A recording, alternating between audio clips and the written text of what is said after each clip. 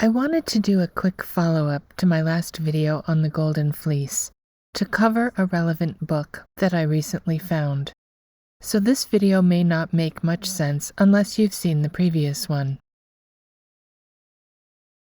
The title of the 1669 book is Secrets Revealed, or An Open Entrance to the Shut Palace of the King, and it's primarily a book of symbolic alchemy explained in metaphorical ciphers.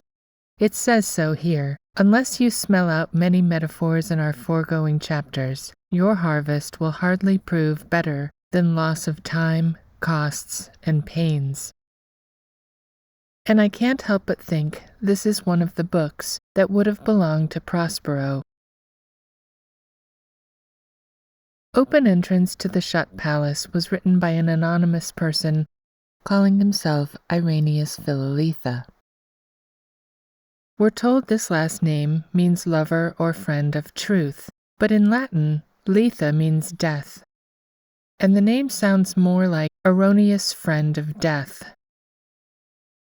Although much of this book substantiates my last video on the Golden Fleece, I did find one glaring piece of disinformation, linking the male to the material, an idea that flies in the face of ancient Greek philosophy, as well as the meanings of the words material and matter, which correlate to mater or mother. The book references the legend of the Golden Fleece several times, starting in the first line of chapter 1. Whosoever desires to enjoy the secret golden fleece, let him know that our gold-making powder, which we call our stone, is only gold digested unto the highest degree of purity. So at the outset, the book is drawing a connection between the white powder of gold and the fleece of golden-colored sheep. Chapter 2 goes into more detail, saying that some alchemists purge mercury diversely, for by the adjoining of salts they sublime it. Some do vivify it from various species. The act of this initial preparation, using precipitate from feces, could be alluding to the lannerin pigment of merino sheep that I postulated could cause a possible black alkali conversion process that would appear as a black sticky excrement on the ground. A little further on, the anonymous author specifically instructs those seeking alchemical knowledge. Therefore, learn to know who the companions of Cadmus are, and what that serpent is which devoured them, what the hollow oak is which Cadmus fastened the serpent through and through. Wikipedia tells us that the companions of Cadmus were Daolion and Seriphus, who were slain by the water dragon of the Ismenian spring. So I'm guessing the serpent was the telluric line of energy above that underground stream, and the dragon was the terminus at the spring itself. A likely reference back to Jason slaying the dragon coiled around the oak tree on which the golden fleece was hung. It's striking how much the eye of the dragon, being killed by Cadmus in this painting from around 1600, looks like what Edward John Eyre described as either a brine pit or natural spring in Australia's Nullarbor. But Cadmus fastened the serpent through a hollow oak, which brings to mind the cloven pine, the prison of a broken or hollowed-out tree in which Ariel was kept for 12 years. After slaying the dragon, Cadmus was instructed by Athena to sow the dragon's teeth into the ground, which is the same instruction given to Jason after he yoked the Colchis bulls, to sow their teeth into the earth as seeds. The resulting Spartan warriors who sprang up were killed by Cadmus by throwing a stone into the center of them, again exactly what Jason did when the bull teeth he had sown into the earth sprouted into warriors.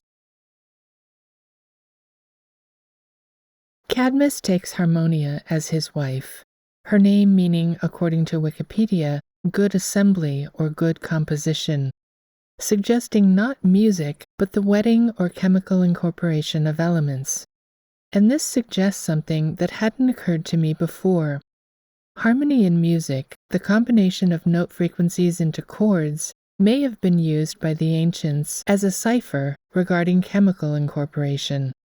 And beyond even that, I'm beginning to suspect that methods of harmonic incorporation are then used not only for chemical incorporation, but for social incorporation, corporate personhood, and corporate bondage. The individual incorporated into a group, the extrication of which requires a special form of alchemy. The author eventually states that the serpent that killed the companions of Cadmus was our Mercury. A liquid stream of mercury creating the telluric lines of the serpent sounds very much like the underground lake of mercury found beneath the temple of the feathered serpent in Teotihuacan. Another aspect of the wedding and the offspring often mentioned in this book is the menstruum, Hera's blood of childbirth, and the blood of Isis, known as the ingestible and medicinal starfire. We then get a description much like the smelly dark residue of the lannerin of sheep. The spirits shall begin to be coagulated in a most black color and a most stinking odor. In the 11th chapter, the author draws a connection between cedar trees and minerals. He requested only wisdom, which God did bestow upon him, this being a reference to Solomon. And therefore he searched out the nature of the plants and herbs, from the cedar of Lebanon even to the hyssop on the wall. And what man that is well in his wits will deny but that he likewise knew the nature of the minerals?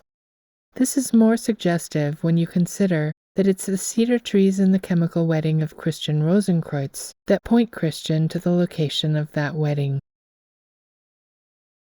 We started a private Facebook group focused on the connection between trees and gold, called Silveritas, based on the title of Francis Bacon's compendium called Silva Silvarum, Silva meaning trees or wooded forest, and of course Veritas meaning truth. There's a link to the group in the video description if you'd like to join us. Finally, we see a few references to the atom, and both of them, gold and mercury, putrefy together in the form of dirt or mud until all the members of the composition are rent or dispersed into atoms. Despite the author's pseudonym, or maybe because of it, I believe this book is laying out the ultimate purpose of alchemy: to separate, to disincorporate, and to individuate down to the single atom, whether that be monatomic gold or the sovereign individual human being. I'm grateful for any feedback. Please leave your thoughts in the comments, and thank you for watching.